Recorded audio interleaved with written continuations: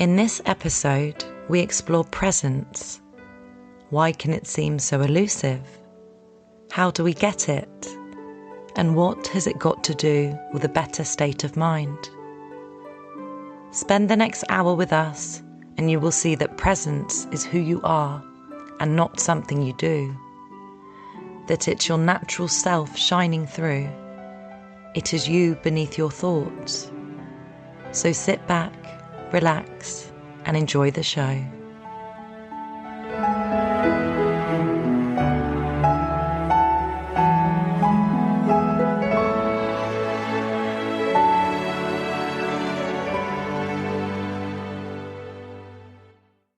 Hi, Gem. Hi, Molls. How are you doing? I'm really good, darling. How are you? I'm very good. Very much looking forward to this evening. Yeah, me too. Presents. Are you present? Yeah, I am present. Yay. And hi to everyone in the audience. Thank you for being here. Yeah, lovely to see you all. Thank you for showing up every week. And hello to the people that are listening on the podcast. It's great to have you with us as well. Yeah, thank you, everyone. Really looking forward to tonight. Had a really relaxing week and we've got a few thank yous. So thank you to everyone that listens on Fountain. If you do listen on Fountain, you can stream SAT. So anyone who's listening, give us a boost. But thank you to Salonomics, Azika Boy and Nick. And just for all of you being here on this wonderful journey of awakening and unminding. So thank you all very much. Yeah, thank you. And please subscribe and rate the podcast, The Unminding Project, and it's on all platforms.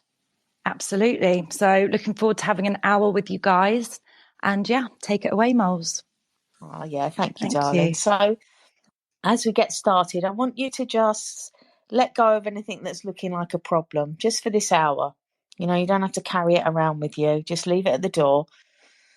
You want those problems to just dissolve while you're with us and just see if they look a little bit different at the end of the hour. And also, something to remember is we are challenging the ego with this work. While some people may actually find it really relaxing, there can be for some people moments of feeling a bit uncomfortable where that ego does get challenged, because we really are pointing to it and saying, like, you're not true. And obviously sometimes it can react to that, but really all you have to do is listen. There's nothing for you to do. You know, we're so used to exercises, affirmations, mantras, meditations, all these things that we do to try and get into an altered state or a more peaceful state. And actually that peaceful state is just there underneath your thinking. And what we do with these conversations and what the 3 principles which I teach point to is that thinking. And as you point to it, it seems to allow it to fall away so that we can access this space without doing anything at all. These principles are subtractive. They're always taking away from the mind and never adding to it. That's why we never talk about exercises or affirmations or anything like that. We're pointing away from the intellect and we're pointing to a deeper truth of who we really are. So as I said, just let things fall away. Let the pieces fall where they will during this hour and afterwards. You know, for the next few days, there may be some shifts. You may find something looks different because you are actually looking at your own thought system, your own belief system, and seeing through some of the things that have looked possibly very true to you that maybe are not. And as they fall away, there can be a freedom there. So it's all about noticing, and noticing is a great way to start this because we're talking about presence tonight. It's such a beautiful subject because, you know, I was thinking about crypto and Twitter and the space that we're all in and how it can get really intense. It can get really quick. It can be that everybody's searching for something. There's a future where people are going to make it. There's a future where we're going to be in another bull run, or there's a future where you're going to get what you want. And all of that is wonderful, but it can really take us away from the moment that we're in. So presence is being the witness, pure awareness, being in the now. That's what we're talking about with this presence. We're not talking about the kind of presence of like, oh, someone walks into the room and they had great presence. You know, maybe they did. That's great. But this is a deeper presence. This is the presence when you are experiencing the moment that you're in and not what your mind is saying, where we just drop below the narrative, the constant ramblings of the mind. And just below there is just this peaceful feeling. It's also happiness. You know, it's not just peace. There's a feeling of well-being. There's a feeling of happiness when we touch this space.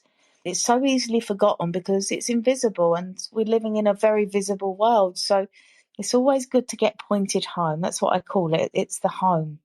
And that peace and happiness is what we're all longing for. In this world that we're in, all our beliefs about stability and safety have kind of been shattered over the last couple of years. But whatever's going on, all of these challenges actually present us with an opportunity. And that opportunity is actually to look for the peace and happiness where they can be found. They were never outside of you. They've always been inside of you. So to go within, because for everyone on this call, whether you can feel it or not, peace and happiness are here right now in this present moment. When we're not using our minds to take us away from it, when we're not believing our narrative of a future that's better, a past that was a disaster, of being a victim, whatever it looks like, when we fall out of those thought traps, which we talked about, I think, last week or the week before, that's where presence lives. And that's the space where, when we can access it a little bit more, life's actually a lot better. It's a lot richer because the neediness and the insecurity can fall away because we start to see that, oh, it's all here now. Again, not in a future or past. It's so funny. We imagine a happy future. Oh, that happiness, that exists in a future place, in a future me. There's no future place or future you. That it's right here underneath the thoughts. It cannot exist in another time and place. Anything that we experience can only exist in the now. And there's so much that takes us away from presence. It's all thought that we think about. As I said about being on Twitter and how we can get caught up and our minds can take us to the future, the past, events, people, comparisons. Think about how we're comparing, how much the mind loves to compare. It measures us to other people, or what we've got to what other people have, how other people look. And look how that takes us away from right here, right now. Comparison is huge. We don't realise how much we do it. And then we've got our anxieties, our anticipations, our worries, our fears, our past traumas. All of that is thought. All of that thought that just keeps us away from what's true. It was quite funny today. I had to go and pick my son up. And I was obviously thinking about tonight and presence, and picked up a couple of books that I love, kind of sitting with the idea, what am I going to speak about? And then my son phones, like, oh, you've got to pick me up. I jump in the car and I get in the car and I get stuck in the traffic jam of all traffic jams. Instantly, my mind is wondering what's going on. I've got to pick him up. I've got to get back for unwinding. And then it just was funny to me. And it was like, just be in the traffic jam. Just be present. There is nowhere else I could have been. That's when you start to see it. It's like, I can only be in the moment that I'm in. So I might as well be present to it. Because if I'm present to it, I kind of wake up in awe of it. Because I can see all the wonder that it contains. So as we're talking about presence, I just want you to take a moment with me and notice where you are. Notice the moment that you're in. Notice what your mind may be saying that's taking you away from it. Be present to my voice and what I am saying. See, the simplicity is just here right now. And if you can feel that, if you can see that, you'll notice the stillness that's there just below your thinking. And to some of you, this may seem wonderful, and to others, it may be hard to let go of the intellect. And again, you may feel uncomfortable, but it doesn't really matter because you're still seeing, there's still something here that's opening you up to an alternative vision, to an alternative way of living. And of course, I don't live my life in total presence, neither does Gem. Sometimes I'm present, sometimes I'm not. But I don't live my life only one way anymore, which was pretty much not present. I now have two options. I'm either online or offline. When I'm online, I'm present. I'm here, I'm seeing, I'm feeling the moment. I can notice the sounds and the smells and the trees and the flowers and whatever's around me. It's like, wow. And when I'm offline, I'm in my head. I'm listening to what my mind is saying. I'm being caught up. I'm going off in the tales that my mind tells. For you guys, just notice, just be here now. Actually, Be Here Now is a beautiful book. It's by a gentleman named Ram Dass, who was a beautiful teacher. And he had a quote which was, "The quieter you become, the more you can hear." That's so true when we're not caught up in the noise of our minds. It's who we are before that, not who you think you are. Who you think you are is completely made up and untrue. And that's okay. It's okay to think you're that. I think I'm a Molls or a Sam, whatever you want to call me. I believe in my experience and my personality and my body. I identify with all of that, as I should, because I'm human. But I know that there's an illusion to it. I know that there's something before that. I know that this is changing. I know I was born. I know I will die. I know that what this isn't a permanent thing. This is a transient thing. Who I am is the open, empty, luminous presence of awareness. But who I often think I am is the story that tells me otherwise, that my mind tells. So it's so interesting to see that we're not this fixed, limited identity. And it's so wonderful that presence is there to show us that. So think about that. What's the point of presence? Well, as I said, it's the peace and the happiness and everything that we're looking for. But it also shows us who we are not. It allows us to identify less to the thoughts and feelings that we've believed for so long that are often unhelpful. We don't have to identify with our past. We don't have to identify with the bullshit our mind says about us that can be detrimental to us. We're often our own worst critics. But the moment proves all that isn't true. Because if we're truly present in the moment, all of that dissolves. And we wake up in the now. The now is the truth. It looks like there's all these moments that make up our lives, but the only one we've ever been in is this one. The only one that's ever true is this. And this. And this. It's all here now. There's a Carl Jung quote, and I think it speaks beautifully to presence. And it's, "At times, I feel like I'm spread out over the landscape and inside things, and am myself living in every tree, in the flashing of the waves, in the clouds and animals that come and go, in the procession of seasons." So you can see it's like we are in everything. We are everything. When we're present, we feel that. There isn't this distinction and this separation when we're present. We just are at one with all that is. How beautiful is that? Even psychologists were pointing to that, because spiritual teachers have always pointed to that. The separation is what the mind creates. So again, presence. It brings us back to now. It takes us away from those unhelpful illusions that create an us and a world that's against us. Us and another that's against us. Us and problems. Us and something that we're up against. We just see that everything is kind of perfect in its being. We're going to go through tough times. We're in a tough world. But understanding this will help you through it more than anything else. Absolutely anything else. Because again, back to, you are not a fixed identity. Think about you again for a moment. Think about the different versions of you. You're not fixed or static. There's the nice, there's the kind, there's probably the irritated, there's the wonderful, there can be the angry. There's all these versions of you. Now, they're your versions of you. Then think about everybody else's version of you. Yeah, look how many different versions of you there are in the universe. Because everybody else is going to see you differently. There's nothing fixed about it. If you're not fixed and an experience isn't fixed, why do we let it define us so much? A temporary experience cannot define us. A temporary thought cannot define us. But we get so caught up thinking that it will. Time and space, what's that? It's another concept. We need it to live by, of course. but not out there, in you. What's inside?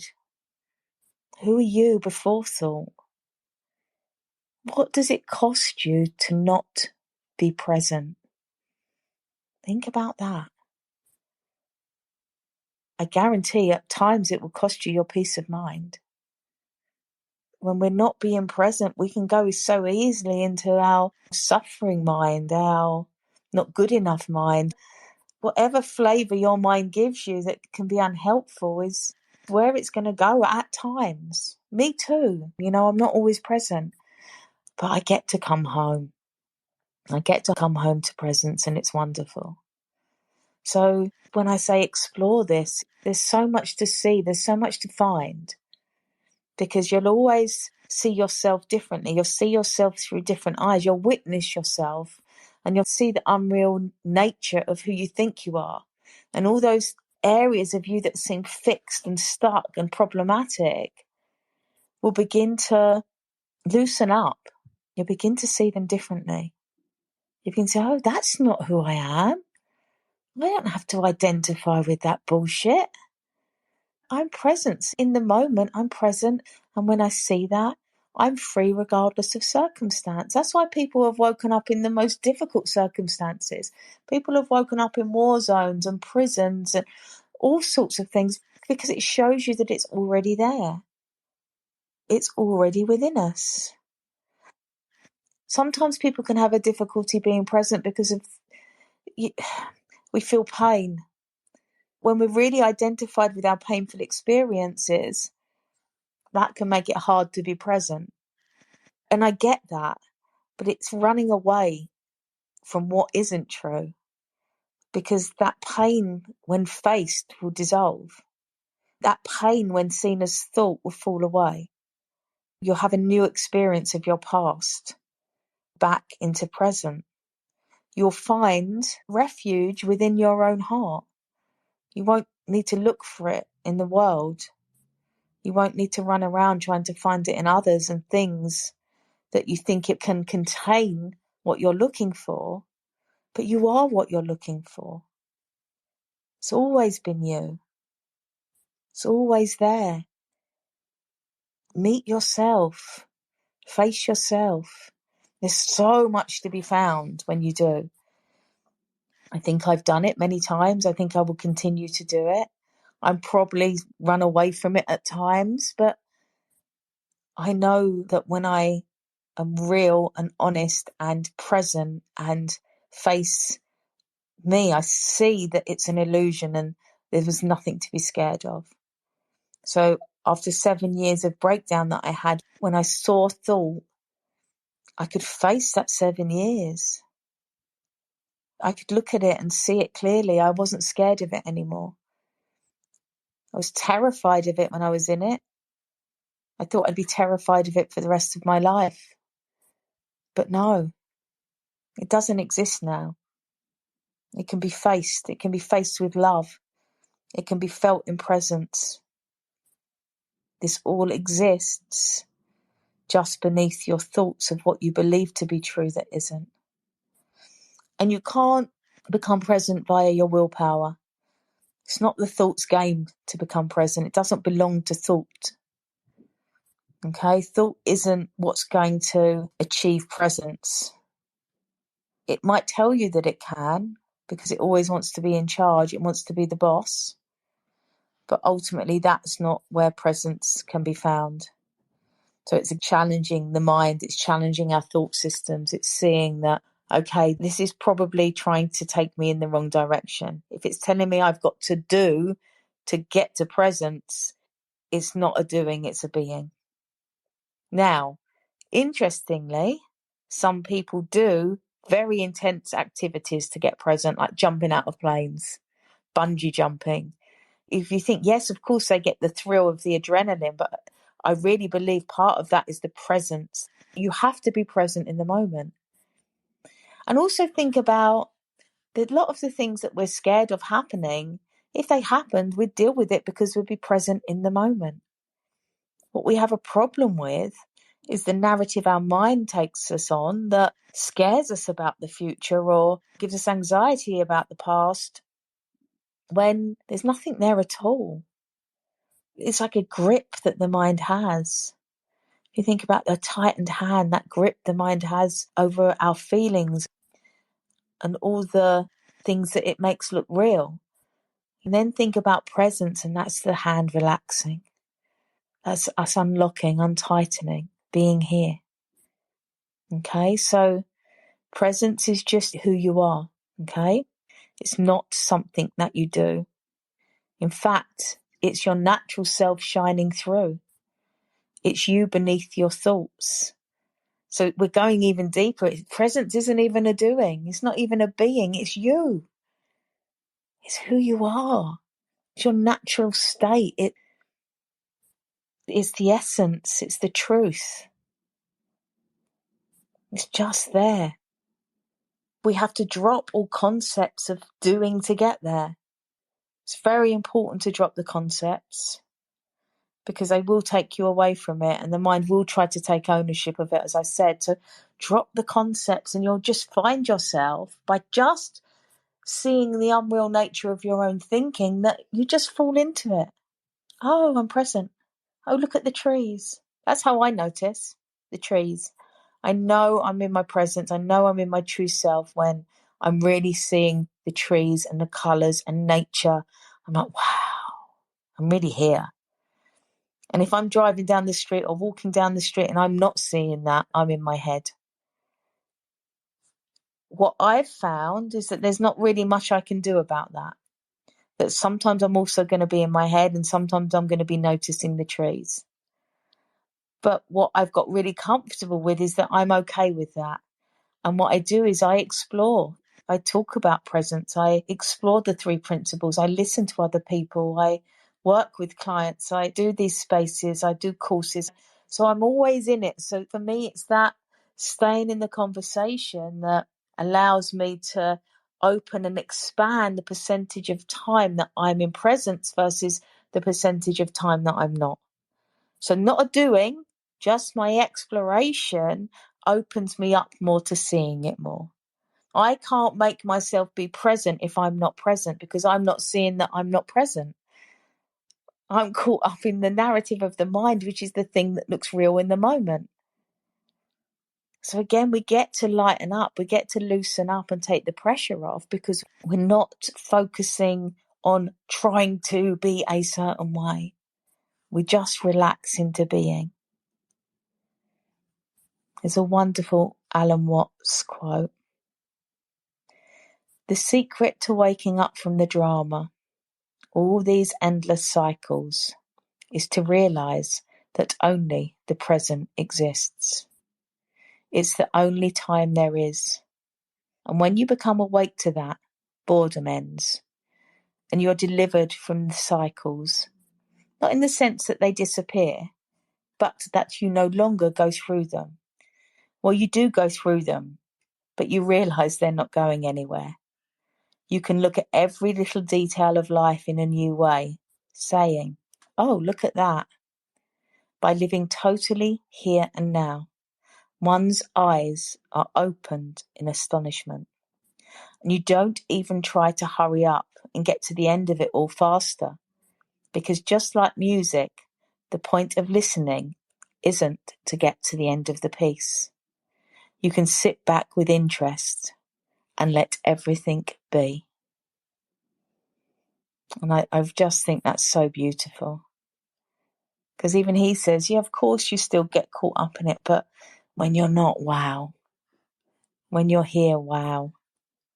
When I'm present, I'm not thinking about myself. When I haven't got me on my mind, I'm present. It's the joy of being.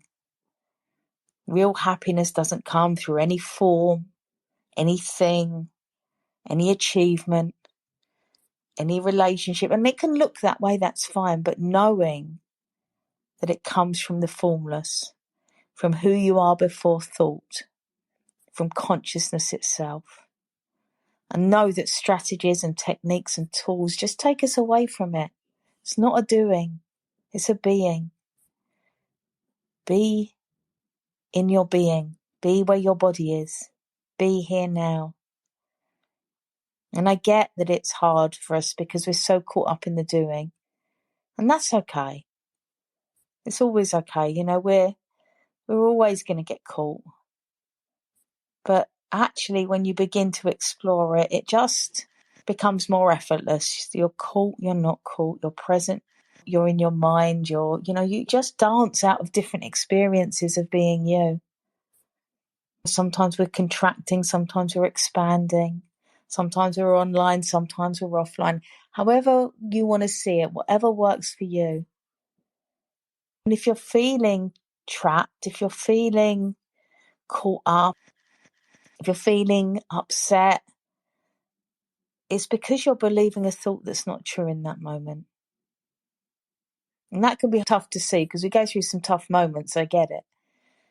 But the resistance to it is what will often create the suffering. It's so much simpler than our minds will ever agree to. And this isn't an understanding for our personal mind, this is something deeper. And our minds will resist it, but it actually has not that much power against it. This is the power of who we really are far outweighs the power of the monkey mind that rambles on and talks crap. It's why during these conversations, I would imagine that some of you really get quiet in your mind. And it's because what we're pointing to is so much more powerful than it. And that, when that emerges and we do that exploration, that's where the mind begins to heal. That's where psychological suffering can fall away. And it's not because of doing, it's not from going into your past, it's not from going into your traumas. It's something deeper, is access that allows this light to shine through that is just so healing. It healed my life. I've seen it heal countless other lives. And it will heal your life and countless other lives. The power of it is beyond, again, the intellect. The intellect cannot understand what we are talking about here. It will get glimpses of it. It will try and hold on to parts of it.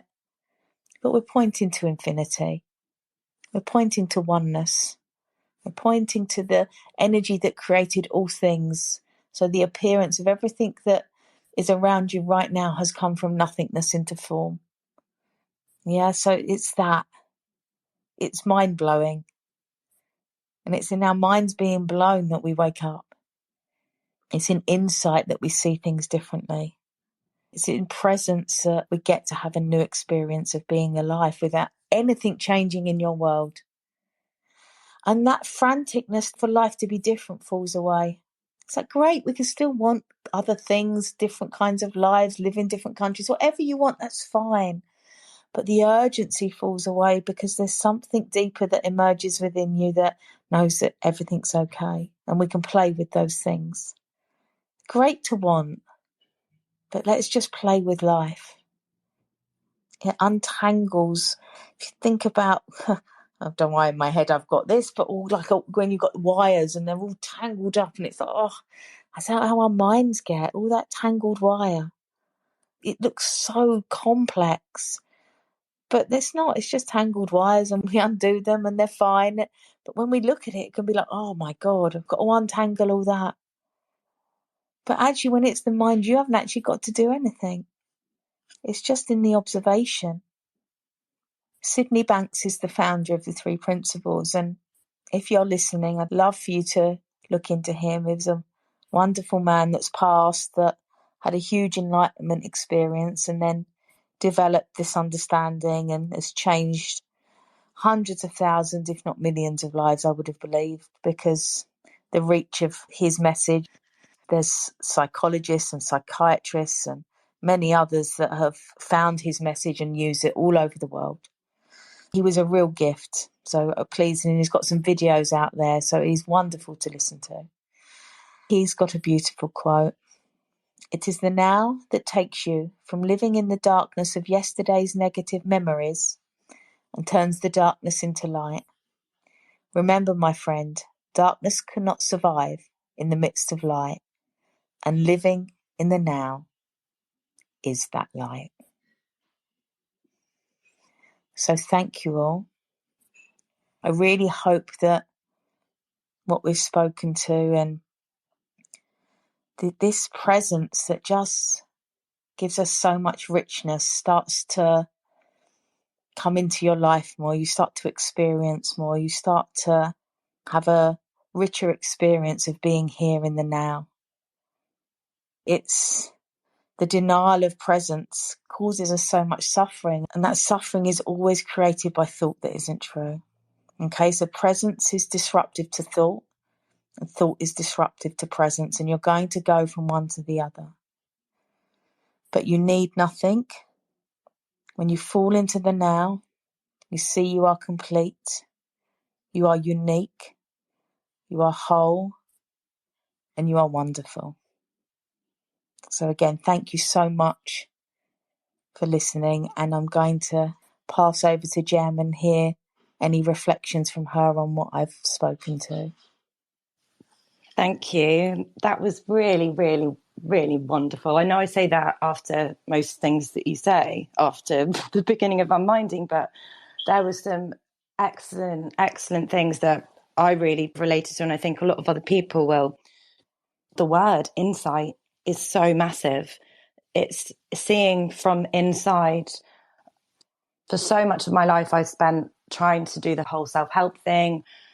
I was laughing to myself earlier, and I mentioned to you that I got addicted to macaroni cheese for about 3 weeks when I was doing the law of attraction stuff. I was like, I love macaroni cheese so much. And I ended up just pretty much eating that for 3 weeks. And it was like going from thing to thing and book to book. And when you finally realize that it's all inside, oh, it's such a huge, huge relief. And when you explain about the illusion of life, it really, really is. We make up so many things. Some of the things that I thought would hold me back forever, it's impossible. It was only me. And I see them so differently now. And as gifts, I'm grateful for the experience. And I thought I would never be able to say that. Sometimes when I think about it, my other mind kicks in and says, oh, how can you be grateful for that? It was terrible. It wasn't the most comfortable things, but it's brought me to where I am. And I know that I couldn't have lived and be where I am without it.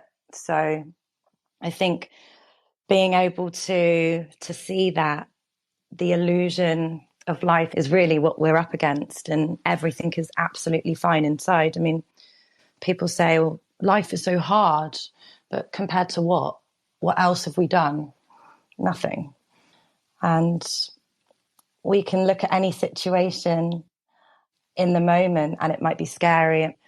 You might be nervous, but any of those feelings, they're okay to feel them, but to hold on and just allow them, especially if you're going through a tough time or you're not in a good place with things.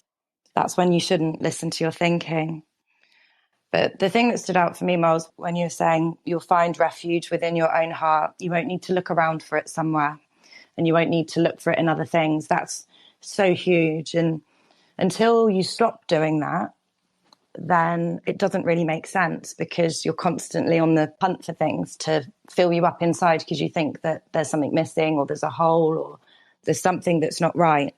But the something that's not right is you thinking that there's something not right. And it sounds so simple, but it is the simplicity of everything. There is nothing to do. And your mind is quiet. My mind is so quiet. It was all like a pinball machine before. And I was running on a hamster wheel, and there was all these plates and things I was trying to juggle. That's what it feels like. And you can just put them down. You can literally put them down. I actually pulled a poem earlier, and you said a few things that really makes this poem perfect. So it's by Rumi, and it says, "Be empty of worrying. Think of who created thought. Why do you stay in your prison when the door is so wide open? Move outside the tangle of fear thinking and live in silence. Flow down and down into always widening rings of being."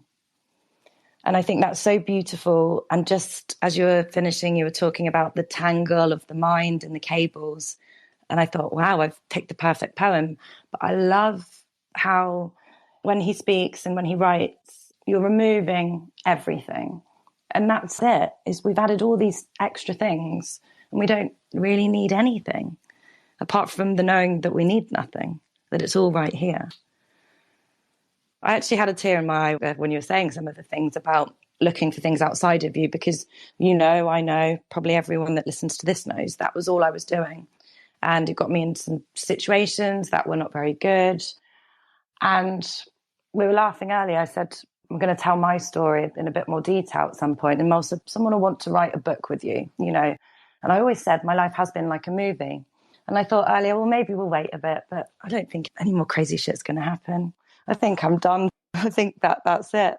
I think it's going to be peaceful from here on out. And even if the situations aren't peaceful, I know that I can deal with them. So it's almost like having two lives. I feel like I've had a rebirth almost. Very, very different. And I know that's only been through learning this. I pretty much tried everything else.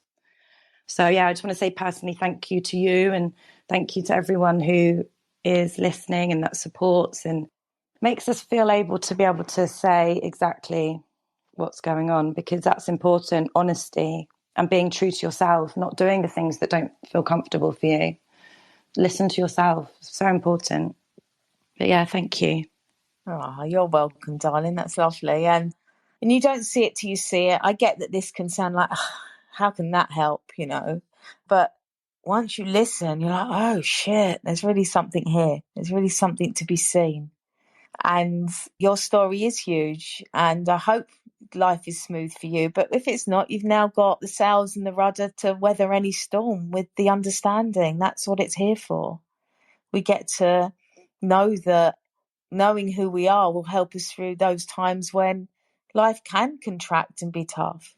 And know that even in those moments, we have access to happiness if we just fall out of thought and fall into who we really are. Surrender now to what is now. That's it. Surrender now to what is now. It's all here. We're so egotistical. We think we're so in charge that we have to control everything and do everything. And great, you know, of course we need an ego and we have a life and we're human. But if you think about it, humans didn't create humans. There's something bigger. There's something before that. That's what we're exploring here. And I remember when I first heard that, humans didn't create humans. I was like, oh shit, yeah, of course. But we want to take ownership of everything. We don't have to. The past only exists because we think about it. Our fears only exist when we think about them. You know, if we didn't bring all of that into the present moment, they're not there. The only thing that's here now is this, us. These beautiful humans connecting on a call as one. Wow. How amazing. It brings us back to really seeing what so many great minds have pointed us to. Throughout the ages, forever, we've been pointed back to this. I do believe there's something in the simplicity of the principles that allows us to see it more easily. I got caught up in a lot of the concepts of truth before I found the principles. They really opened it up to me. As Jem said, the power of insight.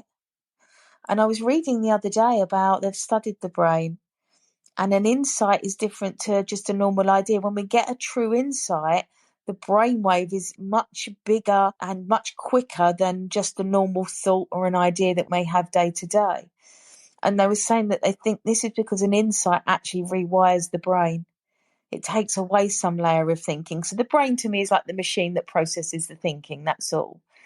But it's a wonderful machine. I know that my brain's been reprogrammed. I know there's lots of beliefs I don't believe anymore. I know there's lots of things that look different to me. So those insights where my mind is kind of almost shocked, but in a good way, and insights like, oh, wow. It was an insight, a new sight, a sight from within. So suddenly everything looks different to me. And that's a lasting change. Again, this is why the principles are also amazing, because they create true lasting change. It isn't a temporary fix. When you have an insight, how you see the world changes, your beliefs change, and they can't go back to how they were. Once a belief changes, it's changed. It's not a practice of an affirmation trying to change something. It's from within, something completely looks different to you. And you know, we've all had them that, oh, I can't see that in that way anymore. We've probably all had them about the world in the last couple of years. The world looks different to me. The things I thought about the world look different to me. The things I think about myself over the last 10 years have looked completely different. So it's that. This is what we're pointing to. It's not pointing to it because it's a lovely conversation, which it is, because we get to spend an hour dropping out of our minds and we come off the calls feeling better and more present in our lives. Of course, that's wonderful. But there's more than that. There's life change. There's deep change. There's awakenings that can happen, that do occur. So again, that's why we're here. That's what we're doing here. So I'm going to pass back to Gem, because we're actually nearly at the hour, and see where we go from here. Blimey, doesn't time fly when you're having fun? Yep. Oh, well, I could literally listen to you forever. So lucky we made a podcast. And it's true. Like, I'm pretty sure in everything that I'm doing now, but I do still get that neediness, but I only get it with you now. I call you my life support, but I'll have a decision to make and I'll have already made it, but I'll call you and I'll say, I know I'm fine, but can you just tell me I'm fine, please? And I think just get rid of that. And then I'll be this floating happy person. Amazing. Yeah. And I don't roll my eyes in any way when you do that. Every time I've been called a TWAT more times by you than anybody in my life. I love it. So actually, I do want to tell another funny story. Is that one of our first episodes that we recorded was on presents and we lost it. So we don't know what happened to it. So we actually lost presents literally with our first recording. So it was ages ago. It's probably last October. So we thought we'd do it again. But we thought that was quite funny. It was. Like, we lost our fucking presents. How have we done this?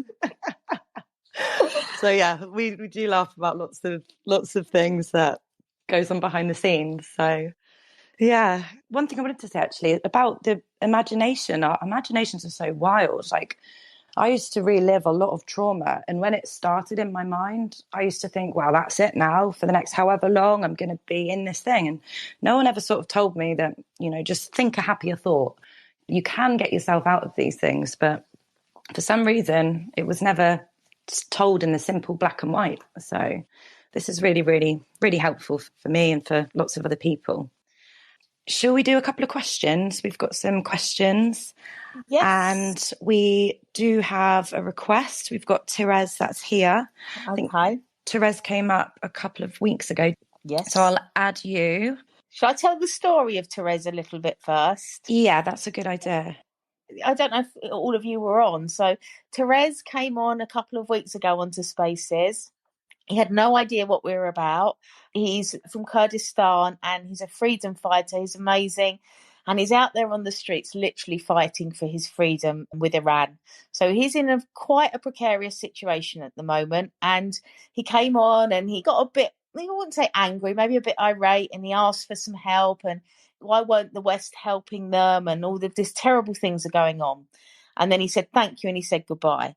So what happened was after that, I got in touch with him and we've formed a friendship and he's told me his story and I check in on him most days to make sure he's okay because he's going out on the streets and it's very, very dangerous for him. And he would just like everybody to know a little bit more about Kurdistan and Iran and women's rights and what's actually going on out there. Well, I've looked into it now and it's very, very upsetting. And I hope that they get their freedom that they want, but I know that he's in the fight of his life right now and he's a young man. His English is okay, so I hope he'll come up and speak a little. But as I said, we've formed a very nice friendship and yeah, he's a big supporter of OneMinding, bless him, and we're a big supporter of him. So I got told off for saying his name wrong. Oh, Teresh, have I got that right? Are you there? Hello, everyone. Hello to my best friend. Hello, how are you? Thanks a lot, Molls. That is so Good. nice. I heard your sound. I heard your voice. Thanks a lot for your supporting, for everything you gave to me, and lot more of this. Right now, I have a good situation. Intelligence guards of Iran don't came from me. I think this is because I'm on mountains, and Peshmergas of Kurdistan are helping me. Those people I told you, Kurdistan Freedom Army, Kurdistan Freedom Yes. Party, I told you, they helped Yeah. me to exit, on borders. I left Iran right now, but I'm so close to Iran. But right now, Peshmergas are helping me to leave Iran, and but I hope this Peshmergas came back to Kurdistan and to Iran so soon and fight with this terrorist government. I want to say thanks a lot about those people are following me and gave me hope, like you and Jem and other people. If I see them, I don't know which one of them are replaying my tweets. One of your friends, I don't know which one of them, but I want to say thanks a lot, thanks a lot, thanks a lot for your supporting, for your hoping, you giving me. This is so nice for me. This is so good for me. Thanks, thanks, thanks. A lot of thanks. I don't know how can I, how can I do something for you and your friends for this supporting. But right now I have a better situation. I have a better and calming down feelings. Thanks a lot for Oh, all of you're this. welcome. Thank you. Oh, honestly, I didn't know that you'd got out. This is something that we've been discussing, about him trying to find this group that could get him out of Iran. So I'm so thrilled that you've got out. I could cry, and that is just amazing. And oh yeah, just you don't need to do anything for us. You just fight where you need to fight safely now, and just plan and do whatever you need to do. And obviously we're going to stay in touch with you. And yeah, we just want you to be safe, we want you to be well, and we want you to be happy. And yes, we're your friends, and we'll support you in any way that we can. And thank you for coming on. I'm so pleased you burst onto the spaces a couple of weeks ago, and that you're part of Unminding, because it just shows how far and wide something like this can travel, and we never know who it's going to help. And yeah, I just think you're amazing. So thank you. You're a very brave soul. I know that much from the things that you've told me. So thank you again. Yeah, thank you so much, Therese. The difference in your voice is amazing. The first time you were scared, and it was so, now you're so calm, and you're just, yeah, thank you so much for coming on. And maybe what we can do is one day me, you and Molls will meet up. We're going to do the Unminding tour of the world. So wherever you are, I'm sure we'll bump into you one day. But I'm so grateful to have you tell the story here, and that we've been able to help you. So please just keep doing what you're doing. There's no repay, there's no anything like that. We're all brothers and sisters, we are all love. And thank you so much for coming back and telling us how you're getting on. Thank you. Oh, yes. Well, I don't think I can talk anymore. I feel the same. That's okay. We're at the hour anyway, and we can save some of the questions for next week. Yeah. So yeah, wow, what an amazing thing. Thank you, Therese, and thank you to Molls. And I think we're going to end now, because Molls is going to be crying for the next hour or so in a lovely way. And I know that you've had a tricky week, Molls, and doesn't this just go to prove how everything always works out? I've got goosebumps everywhere. I can't even speak. It's just, yeah, it was just, yeah, I'll write about our experience with Therese, and yeah, it's just to know he's safe. If you've known what we've been through the last couple of weeks with him privately, and to know that he's safe tonight is huge. So yeah, thank you, everyone. Oh, thank you, Molls. Thank you so much to everyone for joining us. Please share the space. And yeah, I'm a bit speechless as well, but this is what happens. So yeah, keep Real listening. life. Absolutely, real life. Oh, thank you, everybody. We love you all very much, and we hope to see you next week. Just thank you, everybody, for being part of this team, because we're going to change the world. We're already changing the world. Look at that reach to have someone from Iran come on and say what he said. Like this is my heart is bursting. Just thank you, everybody. I love you all so much. Thank you. Thank you, everyone. Yeah, and we'll see you all next week. DMs are always open if you need us. Thank you. And thank you to Teher for joining us and making this episode so special. Thank you, everybody.